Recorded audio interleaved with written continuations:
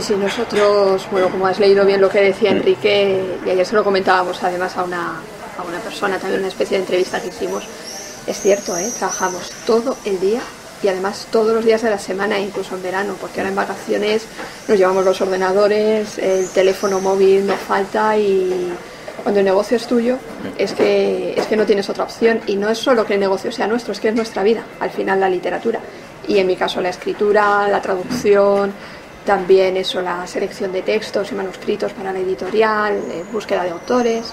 Entonces al final es tu vida. Claro. Y llega un momento, y yo esto lo comento mucho, hay gente que se queda así como un poco, no sé si triste o asombrada, pero muchas veces te da la impresión, ya a mis 42 años, de que mucha vida personal, al margen de la laboral, no hay. O sea, más allá de los lazos que creas también de amistad y de más amistad, o sea, una amistad muy personal, muy íntima que creas con gente del aspecto literario, más allá realmente te das cuenta de que, quitando los amigos del cole, de la universidad que has podido mantener, que no suelen ser muchos, en ningún caso, no solo yo creo, no solo en nuestro caso, sino es difícil mantener amigos de la amistad que te de la infancia, que te queden 1 o 2, que te queden 3, quitando esos, luego realmente te das cuenta de que mucha vida familiar y personal no hay. Bueno, pero es que yo creo que hay una equivocación a veces. Es decir, el trabajo muchas personas lo ven como algo soporífero y una forma de vida, que en realidad es eso, pero es una parte que ocupa casi la mayor parte de nuestra vida. Entonces, o conviertes tu trabajo en una pasión y además haces de tu vida el trabajo y lo compaginas y al final haces lo que te gusta, o al final se convierte en un mirada al horizonte de algo que no te gusta, de una vida que no te gusta, y bueno, pues al fin y al cabo sí, es trabajo, pero es un sarna con gusto, no pica, ¿no? Y bueno, pues a mí me parece admirable, además la editorial que tenéis es fabulosa, le he hecho un vistazo y bueno, pues me pareció increíble. Yo creo que editoriales como la vuestra es la que va a seguir fomentando el uso del libro en papel. Sí, yo creo que sí. Ahora, con toda la crisis que hay en el sector editorial, siempre estamos pensando a ver qué pasa. Bueno, no se sabe, el libro digital está viniendo de una manera muy fuerte, pero sí que estamos pensando que son editoriales independientes, que tienen muy claro cuál es su camino editorial, que tienen muy claro cuál es su público lector y qué es lo que quieren sacar, las que a mí me da la impresión de que van a perdurar. Ya te digo que esto siempre diciéndolo con mucho tacto y con mucho cuidado. De todas maneras, volviendo un poco a lo del trabajo, que es un tema que me interesa mucho por lo que es mi día a día, tienes toda la razón y yo lo he dicho muchas veces. Yo antes tenía un trabajo alimenticio, por decirlo de alguna manera, asesoraba a chavales sobre estudios, entre otras muchas cosas, y siempre les decía que hicieran lo que de verdad les gustaba, porque al final tengo la sensación de que de una manera u otra siempre tendemos hacia lo que nos gusta. Mira tú lo que me estabas contando antes de hacia dónde has tendido. Yo al final, mira, me licencié en Derecho y he terminado haciendo esto. Lo que pasa es que es una trampa también. Al final llega un momento que dices, caramba, voy a estar a los 60 años trabajando 7 días a la semana, tantas horas al día, con una sensación... ¿Tú sabes la sensación que teníamos en la universidad de tener un examen y que tenías que estudiar y tenías que estudiar para ese examen? Muchas veces la sensación vital que yo tengo es esa, ¿sabes? Que siempre tengo un plazo, siempre tengo algo que hacer, una llamada que hacer, una traducción que terminar. Y es muy gratificante porque es mi vida, la literatura, y no me voy a quejar en absoluto. Pero sí que es verdad que siempre hay como una especie de plazo ahí, ¿no? Que terminar una novela, corregirla, saber si realmente está bien o no. Y entonces, sí, vas superando metas, es muy gratificante, como te digo, pero al mismo tiempo es una vida, bueno, pues en ocasiones un poco complicada. Claro, efectivamente, y además, aunque sea algo que casi es una afición, no deja de ser un trabajo del cual tenemos que comer y salir adelante. Claro, entonces ahí están los plazos. Y luego, por otra parte, a la colación de lo que decías, lo que comentabas a tus alumnos, yo creo, y me comentas tu opinión, que el mundo está conformado para que no descubras cuál es tu verdadera vocación. Yo creo que está conformado más bien para que en sociedad avance. Tú eres ingeniero, tú eres arquitecto, las presiones familiares, es decir, casi que estamos determinados y nos obliga a no buscar nuestra felicidad, ¿no? Sí, estoy totalmente de acuerdo. Además es terrible. Yo te digo, cuando venían estos chavales, muchas veces venían con los padres. Y bueno, esto es una cosa anecdótica, pero yo he llegado a oír padres decir, mira, que estudie Derecho, prefiero que estudie Derecho y que sea un abogado en paro que un guitarrista tocando en un grupo, por ejemplo. Esto es una cosa que yo he oído personalmente. Caramba, esto es un tópico, pero es cierto, y te vas dando cuenta según va pasando cosas en tu vida. La vida es muy corta, y lo que tú dices, hay que procurar hacer lo que uno quiere en la vida. Pues muchas veces cuando te das cuenta es un pelín tarde. Yo creo que nunca es tarde en realidad para hacer las cosas, pero sí que es verdad que hay veces que te da la sensación de que quizá vas un poco a destiempo. ¿Qué etapas? Claro. Entonces, esos padres que dicen esas cosas, yo creo que lo importante es querer a un hijo y saber que el hijo está haciendo lo que quiera. Y sí que es cierto que muchas veces te da la sensación de que te meten en una maquinaria casi de producción, ¿no? Casi de una película de ciencia ficción, tipo Metrópolis, todos andando en la misma dirección. Hay que saber salirse, tampoco de una manera extrema, me da impresión, porque puede llevarte a caminos a los que no querías llegar, pero sí que hay que saber salirse en un momento dado y bueno, y darte cuenta de que hay más gente que se sale de ese camino y no pasa nada, no pasa nada, pero hay muchas veces que la valentía te la machacan, y más en épocas como la actual. La actual, fíjate, a mí lo que más rabia me da de la crisis, además de todas las situaciones familiares y personales que todos conocemos, es esa sensación de imposición del miedo. Quédate donde estás, no te muevas porque no sabes lo que te puede pasar. Yo creo que es justo al revés, es un momento de crisis, de cambio, de evolución, de saber que se pueden hacer otras cosas. Bueno, tu literatura habla mucho sobre los miedos. Sí. Es el tema, uno de los temas principales. Sí. Si tuviese, imagínate que alguien escucha esta entrevista o la lee y no conoce a Pilar Adón, ¿qué libro recomendarías que leyesen que plasmara mejor lo que tú eres como escritora? Sí, pues ese que tienes encima de la mesa, El mes más cruel. Es un libro de relatos y sé que hay gente que, bueno, que le cuesta un poco más empezar con relatos. Y una novela también que se publicó en Alianza, se llama Las hijas de Sara, y también el miedo es el tema principal. Pero en estos relatos todos los personajes leen, es una tendencia que tienen todos ellos como medio a escapar del miedo. Es algo que a mí personalmente me ha sucedido durante mucho tiempo y todavía, gracias a Dios, en menor cantidad, pero me sigue sucediendo. Por ejemplo, cuando voy a hacer un cambio, una mudanza, y la verdad es que me estoy mudando bastante para lo que a mí me gustan las mudanzas, y entro en esa especie de eso, de miedo, ¿no? De a dónde me voy, dónde voy a estar, cómo va a ser la nueva casa, etcétera. Todas esas cosas que te bailan por la cabeza. Intento leer más que nunca, y yo leo mucho, pero en esa época de crisis, ya te digo, de evolución, de paso adelante, de toma de decisiones, de miedo en general, intento leer más que nunca, porque te lleva a otros sitios, ¿no? Te traslada. Y los personajes del mes más cruel están todo el tiempo leyendo, se esconden, y es su manera de huir de la realidad.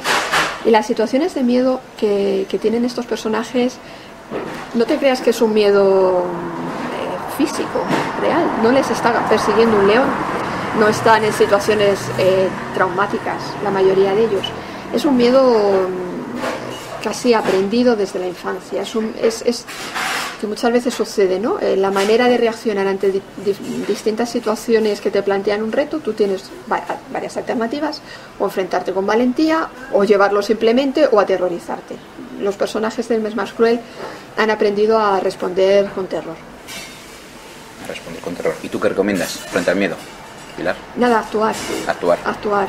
Sí, yo creo que la única manera, esto es muy fácil de decir, claro, pero la única manera de salir del miedo y de vencerlo y de no dejar que te domine, porque me da la sensación de que se convierte en una especie de bola real, muchas veces, que te va arrollando, de verdad, y te va echando hacia atrás. La única manera de luchar contra esa bola real es empujarla hacia adelante, y se va haciendo, poco a poco se va haciendo más pequeña. Todo esto parece muy simbólico, pero si alguien lo ha experimentado sabrá de qué hablo. Entonces, enfrentarse y tirar de una manera u otra, o esquivándolo, o enfrentándose directamente, o como sea, pero no evitar. Yo creo que es la única manera. Después de este libro, Pilar, vinieron los otros dos que has hecho uno hace bien poquito, en junio, me parece que fue, sí, de poesía. ¿Por qué este cambio? ¿Por qué esta metamorfosis? Quizás porque el relato corto invita a la poesía. Yo he escrito poesía siempre, lo que pasa es que siempre he sido muy, muy pudorosa con la poesía. Tú date cuenta de que en los relatos o en las novelas siempre hay personajes, y los personajes son los que llevan la voz cantante, tú lo haces todo en función de los personajes, la ambientación se crea en función de los personajes. En poesía no hay personajes, en poesía es la voz del poeta, y ahí está el poeta que quiere impostarla más o menos, pero yo decidí no impostar la voz desde el primer momento, tampoco hacer un striptease, pero sí que hablar con claridad de lo que quiero hablar, porque siempre lo he pensado en todos los ámbitos de la vida, ¿no? Pero en la literatura o la creación yo creo que más que en ningún otro. Si estás haciendo algo que realmente no vives de ello, no te lucras, no te enriqueces, lo haces por amor o porque es tu manera de vivir, como decíamos al principio, hazlo lo mejor posible y ofrece lo mejor que tengas. Entonces, impostar una voz o escribir sobre algo que realmente no me interesa, solo pensando que puede vender más o que puede vender menos, no es lo que quiero hacer. Entonces, lo que te decía, yo he escrito siempre poesía, pero de una manera muy, muy, muy oculta. Y además, la poesía para mí siempre ha sido como... no sé cómo decirte, donde había que darlo todo, y esta perfección de la que te hablo, ahí tenía que ser hiper perfecta. Entonces ese pudor ha hecho que siempre haya mantenido los poemas como muy, muy, muy guardados, ¿no? Hasta que, bueno, empecé a publicar una plaquete, esa fue lo primero que publiqué, empecé a darme cuenta de que no se me daba mal, de que podía seguir por ahí experimentando, y este último libro del que hablabas, Mente Animal, es como una evolución del anterior poemario, que también publiqué en La Bella Varsovia, La hija del cazador, y es, como hablábamos antes, una exploración de los miedos en un ámbito que a mí me apasiona, pero que también me aterroriza, que es el mundo natural. La naturaleza salvaje, desnuda, como opositora al hombre, como clara antagonista y como ese fin a controlar por parte del hombre, que no terminamos de controlar nunca, afortunadamente también. En las ciudades da la sensación de que lo tenemos todo más controlado. En la naturaleza no controlamos nada. Entonces tú imagínate ese miedo llevado a su máxima potencia, que es en el mundo natural. ¿Tú crees que somos los antagonistas de la naturaleza? Porque yo creo, personalmente, que efectivamente hay mucha persona contraria a la naturaleza, pero creo que deberíamos aprender de ella constantemente. Al fin y al cabo es evolutiva, es misteriosa, es pues racional incluso, es romántica también. ¿Tú crees que somos el gran enemigo de la naturaleza? Sí, el hombre es el gran enemigo, yo creo, de la naturaleza. Ojalá fuera lo que tú dices, si aprendiéramos y supiéramos vivir en armonía, pero yo, por mi pequeña experiencia, que es pequeña, como digo, compruebo que llega un momento en que tristemente el hombre tiene que, si quiere vivir ahí, tiene que poner una serie de pautas y tiene que enfrentarse a la naturaleza. Lo que pasa es que ahora, como digo, nos estamos excediendo. Bueno, llevamos muchísimos años excediéndonos y estamos viendo las consecuencias. Estamos viendo, la extinción de las abejas es un ejemplo muy simple, pero estamos viendo las consecuencias de estas barbaridades que estamos haciendo. Pero ya no te hablo a un nivel macroeconómico de empresas que lo único que buscan es el lucro a toda costa, ¿no? Te hablo a un nivel pequeñito, a un nivel rural, a un nivel de un señor que está en el pueblo y que tiene que vivir ahí y que tiene que enfrentarse a algo día a día y que tiene que sobrevivir.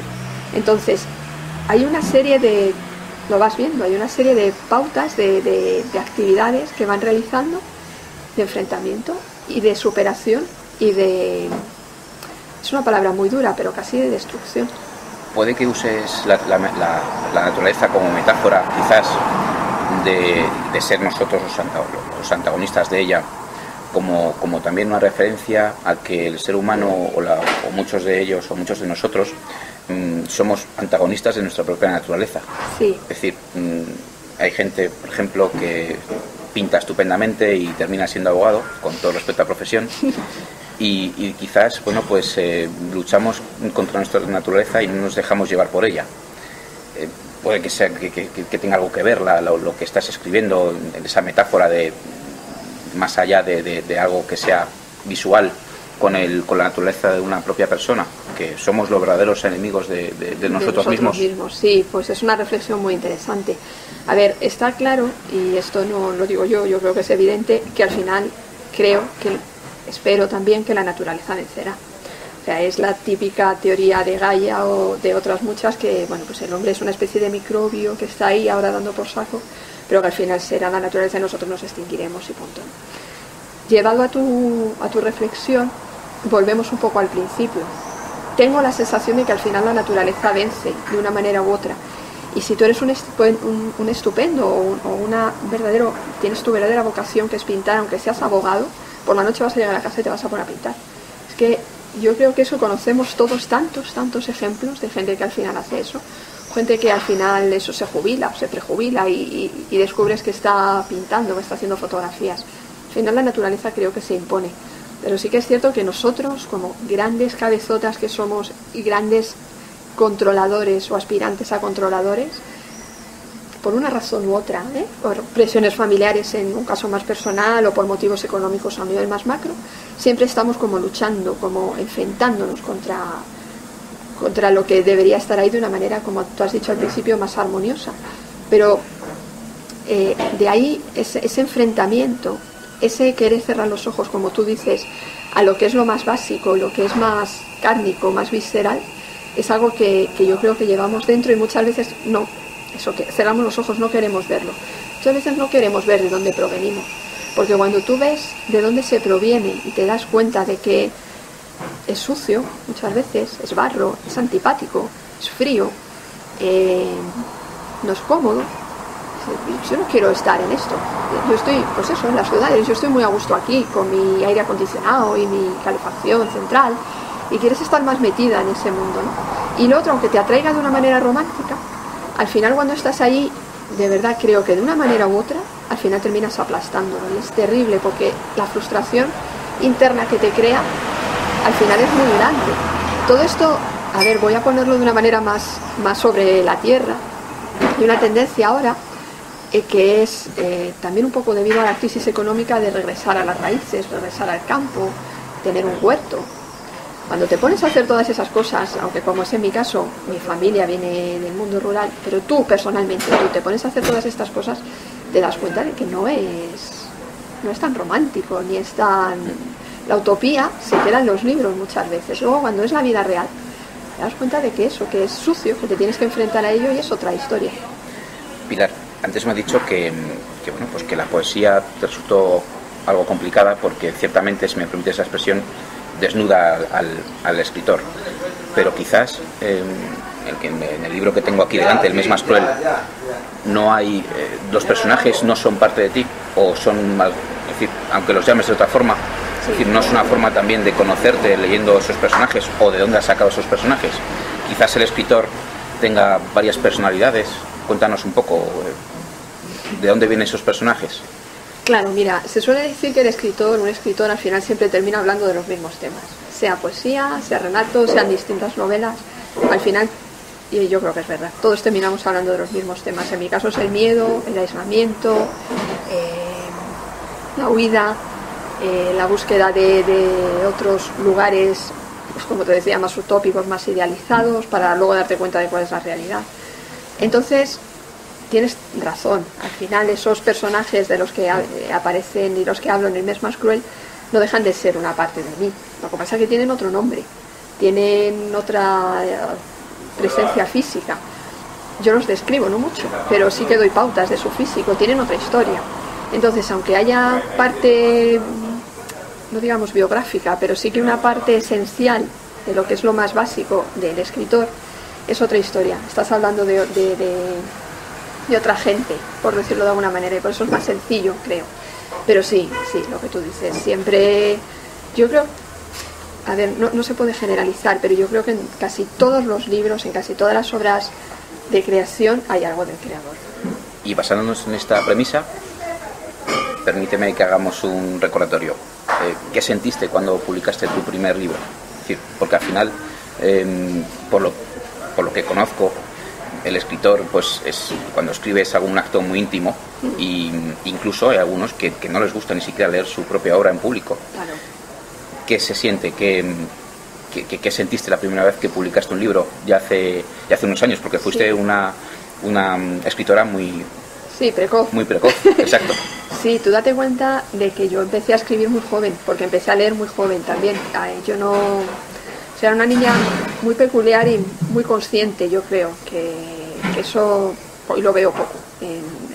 Y lo veía poco también cuando yo era pequeña.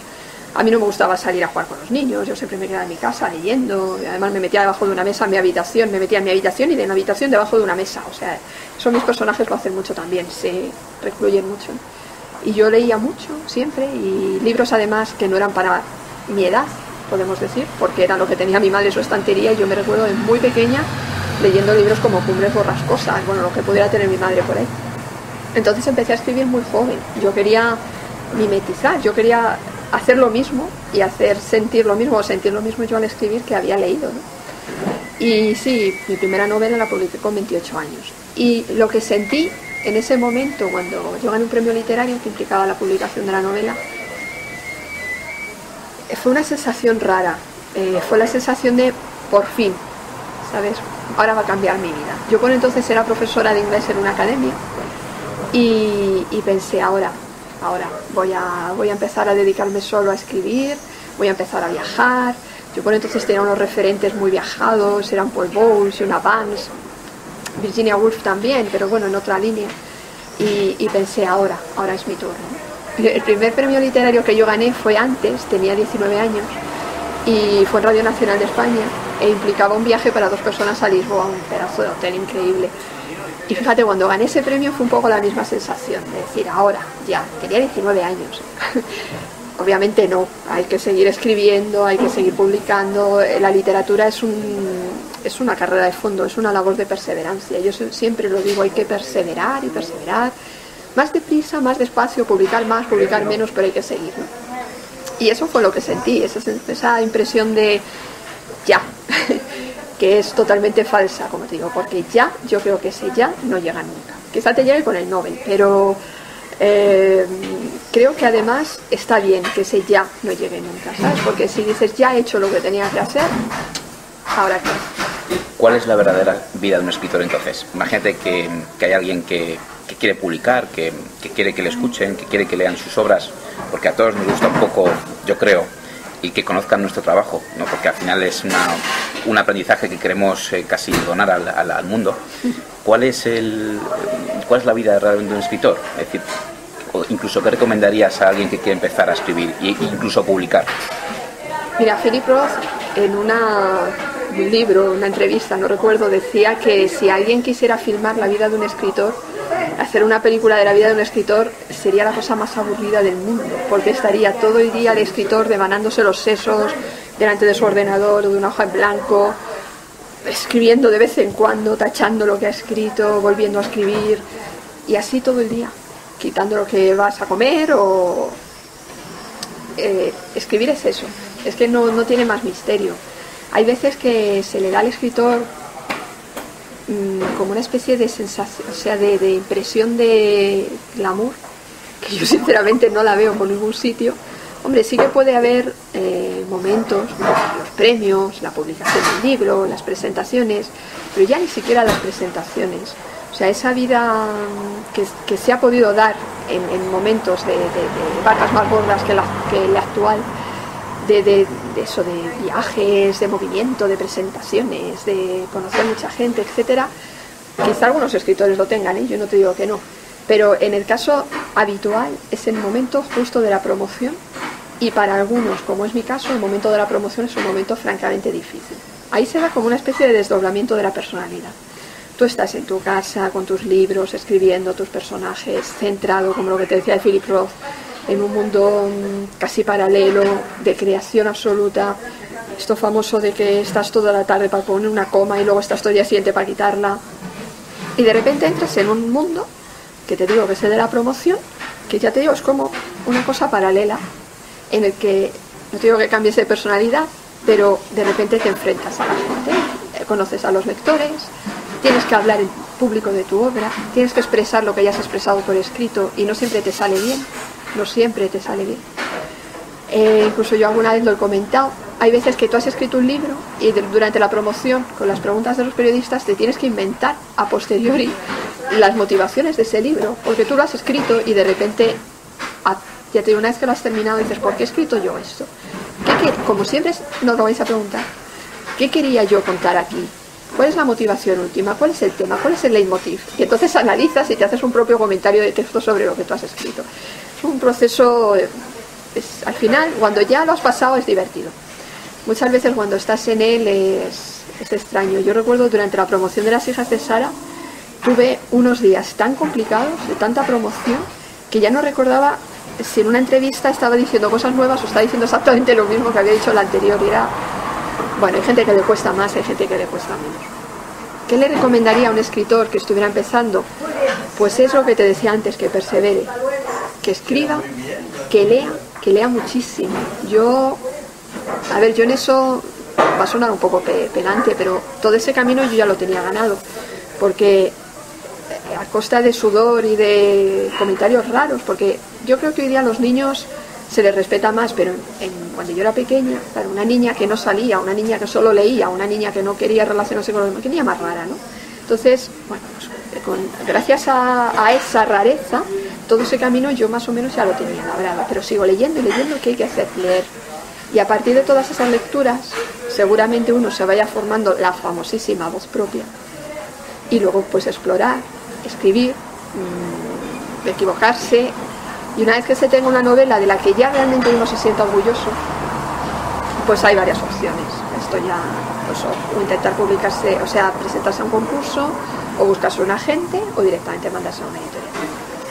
El haber sufrido en cualquiera de las formas, y no queremos decir con esto un sufrimiento físico, sino, pues como tú me dices, me has comentado, con los niños, es decir, que hay veces que la sociedad no comprende ciertas cosas, es casi una condición pues indispensable para escribir o incluso para crear. Es una pregunta que me encanta, y de verdad, porque es un tema muy difícil, es un tema súper peliagudo, y es un tema peligroso también a veces. Relacionar sufrimiento y locura muchas veces con genialidad y con creatividad.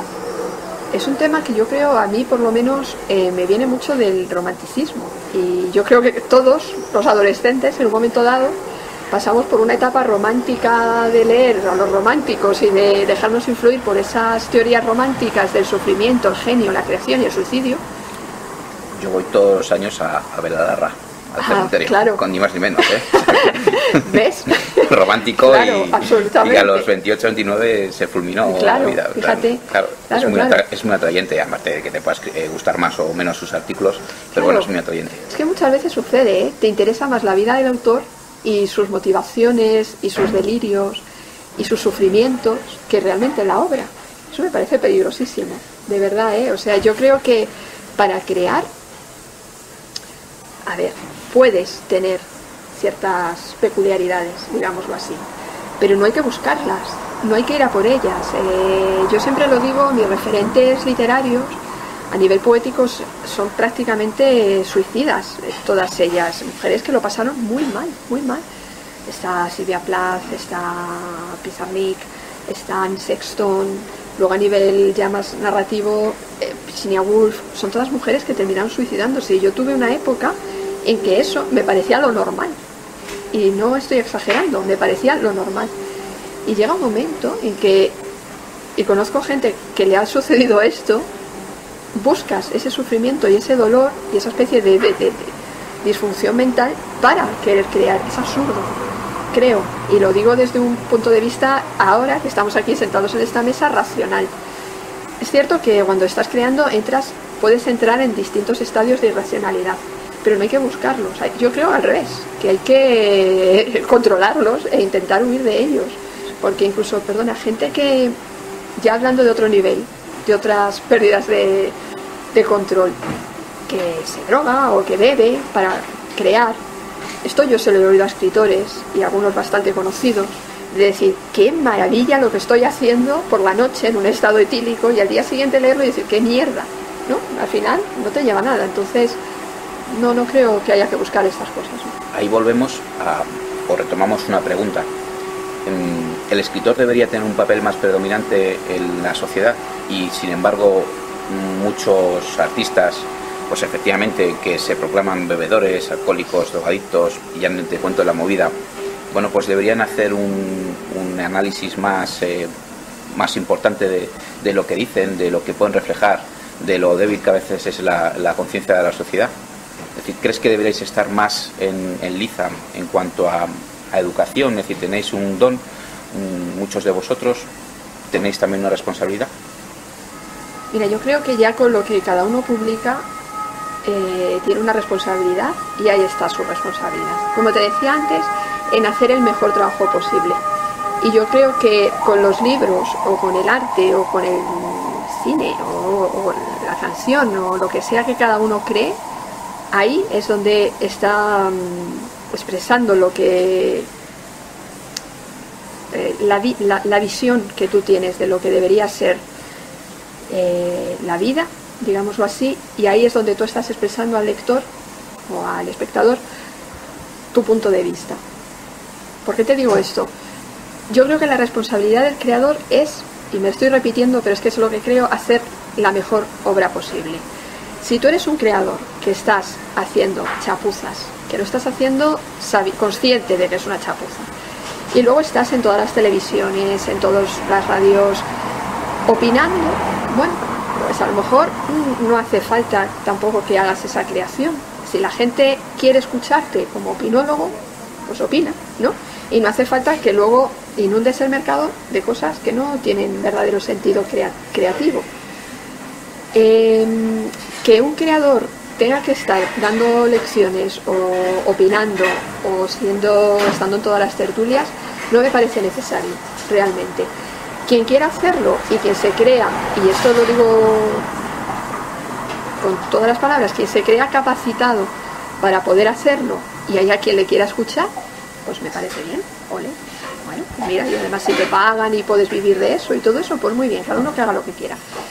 Pero si se cree capacitado para ello y cree tener los mimbres necesarios para ello, ¿sabes? Si es simplemente, pues lo que te decía, porque eres conocido y de repente solo por eso ya vas a poder estar ocupando una parcela que podrían estar ocupando otras personas que sí que tienen formación, que sí que pueden dar de verdad una opinión o que tienen esa profesionalidad para de verdad orientar y ayudar a alguien, a mí ahí me duele ver eso, ciertas voces no autorizadas que nos inundan.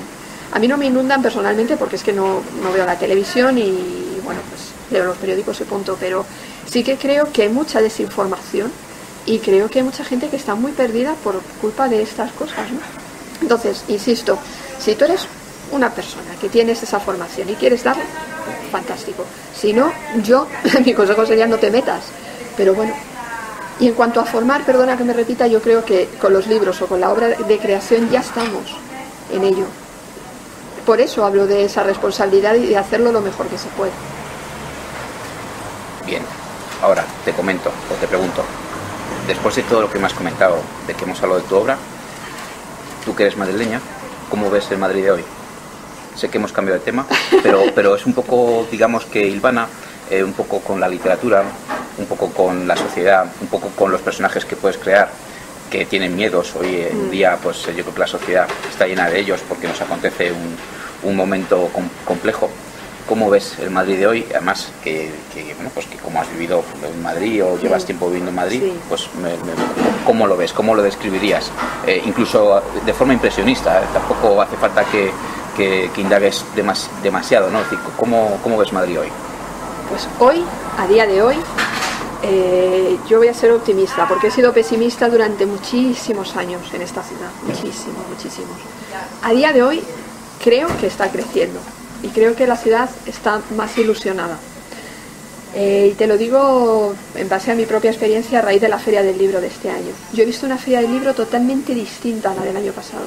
La gente tenía ganas de ir al Parque del Retiro, acercarse a las casetas, comprar libros, charlar con nosotros. Había movimiento, a lo mejor me estoy equivocando, pero creo que no. A mí me da la impresión de que había una alegría y unas ganas de hacer cosas y de salir que llevaba años sin ver en esta ciudad. Yo esta ciudad durante años la he visto muy triste, muy oscura, muy encerrada en sí misma. A pesar de lo que decíamos antes, de que Madrid es una ciudad acogedora, aquí somos cada uno de un sitio y sigue viniendo gente. Y Madrid acoge a todo el mundo.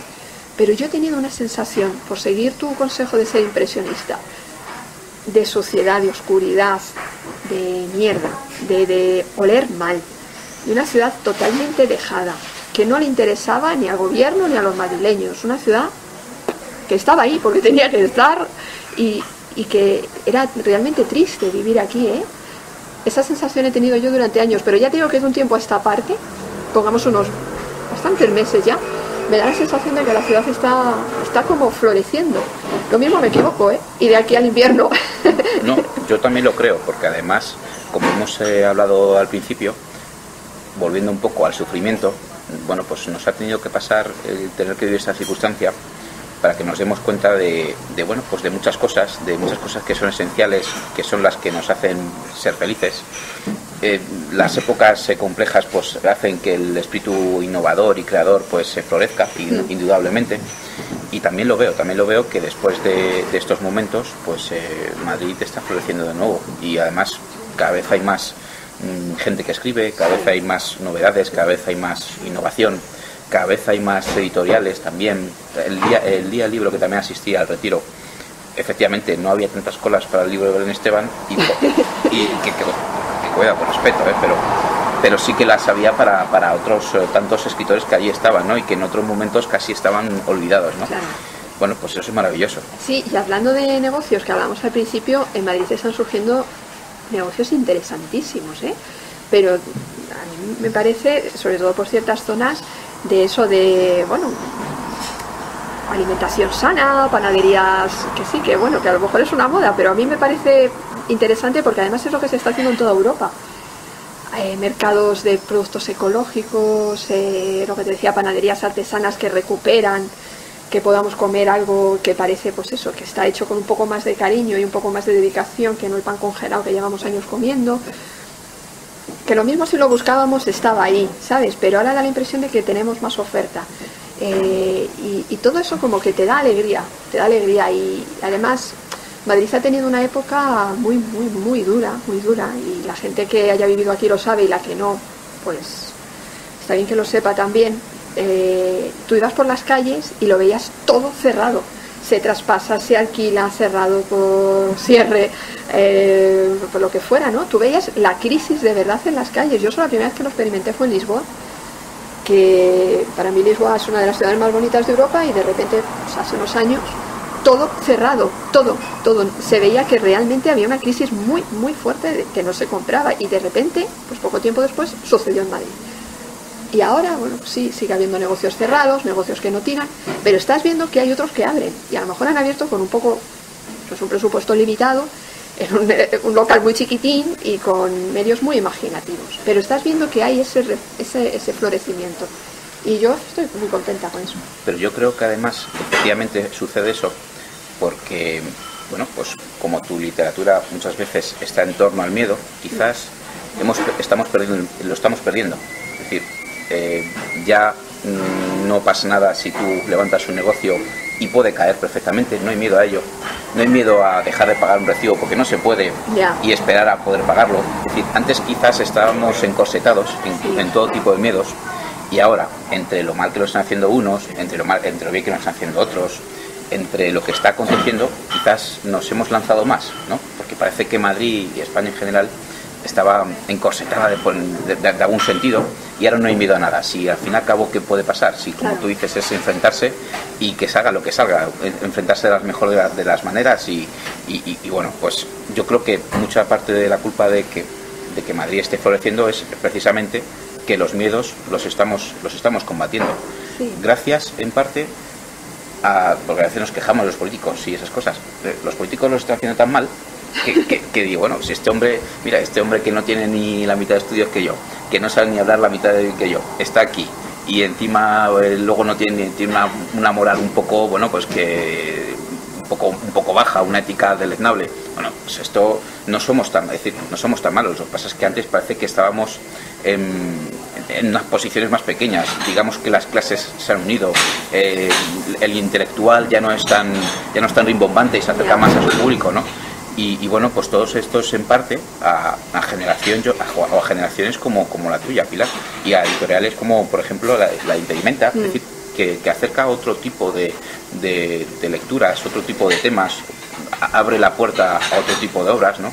Y casi, bueno, pues que se ha popularizado y hemos perdido los miedos, y por fin parece que vamos arriba con unos cimientos bueno, pues básicos y fuertes, ¿no? Porque antes es que no teníamos cimientos. Tenemos lo del ladrillo, que se ha derruido, o se está derruyendo casi todo, y bueno, pues parece que vamos adelante, efectivamente. Sí, yo creo, fíjate, es muy interesante lo que dices, y yo creo que, a ver, comparándolo lo que es la experiencia personal con una experiencia generalizada como la que tú dices, yo creo que nos hemos dado cuenta de que no hay papá. Es decir, hasta el momento es como cuando te independizas o decides hacer oídos sordos a esos comentarios siempre tan bien intencionados de los familiares, de a ver dónde te vas a meter, de a ver qué vas a hacer. Nos hemos dado cuenta de que no hay un gobierno que nos proteja por todo esto que tú estás diciendo, y nos hemos dado cuenta de que no tenemos por qué hacer que nos protejan o por qué querer que nos lleven de la mano. Es decir, no tenemos por qué estar apadrinados por nadie. Cuando tú te das cuenta de que no va a estar ahí... Eso no se va a poder quitar del ruido de fondo. Bueno, muy de Madrid. Sí, total. Cuando te das cuenta de que no va a estar ahí papá todo el rato para ampararte, y de que no va a estar ahí todo el rato un señor gobernante que te está dando cuenta de que no es lo que te prometían para ampararte, y que tienes tú que buscarte tus habas y salir por tus propios medios, es que tienes dos opciones: o estar todo el rato quejándote y qué mal, pero sigo en mi casa, o lo que decíamos, salir. Y lo que tú decías, si este no lo va a hacer bien porque no lo está haciendo bien, lo voy a intentar hacer bien yo. Y como este no me va a proporcionar lo que me han prometido que me iban a proporcionar, y está claro que no me lo van a dar porque no me lo están dando, y es más, me lo están quitando, pues voy a intentar hacerlo yo a mi manera. Que mi manera es, como en nuestro caso, creando una editorial pequeña, con un presupuesto inicial mínimo, trabajando en casa, con nuestros ordenadores, y luego poco a poco, si la cosa va bien, creces. Que la cosa va mal, bueno, pues la inversión no fue muy grande. Ya veremos hacia dónde vamos. Entonces... vas tejiendo tus propios hilos, y al final pues a lo mejor te sale un jersey, o a lo mejor no, pero bueno. Pero sí que es cierto, mira, yo creo que eso nos pasa a la gente de mi generación y a la gente mucho más joven que yo. Ha llegado un momento que estamos saturados de política. Ha llegado un momento, fíjate, yo en mi caso me licencié en Derecho, y cuando terminé la carrera era todo como... Hay que mantener esto, hay que votar, un respeto absoluto por las instituciones, que hay que tenerlo, a ver, no te digo que no, pero era lo que tú dices, era casi castrante, porque ellos estaban ahí y tú estabas por debajo, y había que respetarlo. Con todo esto que ha sucedido, todo este mare magnum, y además esa presencia absoluta, que están a todas horas en todos los sitios. Mira, volviendo un poco a tu pregunta de antes, ¿por qué tenemos que estar todo el rato escuchando a políticos? Podemos escuchar a otra gente también en la radio. Podemos escuchar a arquitectos, psicólogos, médicos, podemos escuchar a más gente. Hay gente muy interesante haciendo cosas muy chulas, y no todo el rato el político hablando de sus cosas de política, que además ya hemos visto que no nos sirven de mucho. Entonces, cuando nos damos cuenta de que eso ya no vale, tenemos que hacer otras cosas, y yo creo que en eso estamos ahora. Por eso siempre se dice que de las crisis es la palabra, ¿no? Que cambio. Bueno, pues a ver hacia dónde va este cambio. Pues Pilar, yo creo que con artistas como tú, con editoriales como la vuestra, pues como al final el futuro es cosa nuestra, es cosa de nosotros, pues yo creo que está más bien asegurado, afortunadamente. Si tienes algo más que añadir, Pilar. No, yo encantada de estar aquí donde estamos. En la taberna de la abuela. Sí. Me dijiste que no has venido a comer, no, pero tienes que venir, porque tengo que venir, el cocido está petén, o sea, ya te digo que está delicioso. Y bueno, pues ha sido un verdadero placer, Pilar. Mucho mejor de lo que me imaginaba, porque ya sabes que hay veces que cuando vienes a ver una persona que tiene libros publicados, te surgen los miedos de los que hemos hablado, ya, ¿no? Pero bueno, por eso nos hemos dejado guiar un poco por el haber que salía, sin miedo. Sí, yo he estado muy cómoda, también para nosotros muchas veces no sabes qué tipo de preguntas te van a hacer, o sea que la sensación de tensión es mutua, muchas veces da la sensación de que el artista va ahí como muy seguro y va a ser un poco altivo y tal, y no os dais cuenta de que muchas veces nosotros con conseguir pasar, lo que te decía de la promoción, por ciertas entrevistas ya... No, y además efectivamente vais a ciegas, porque yo he conocido de ti más o menos cosas que se pueden leer.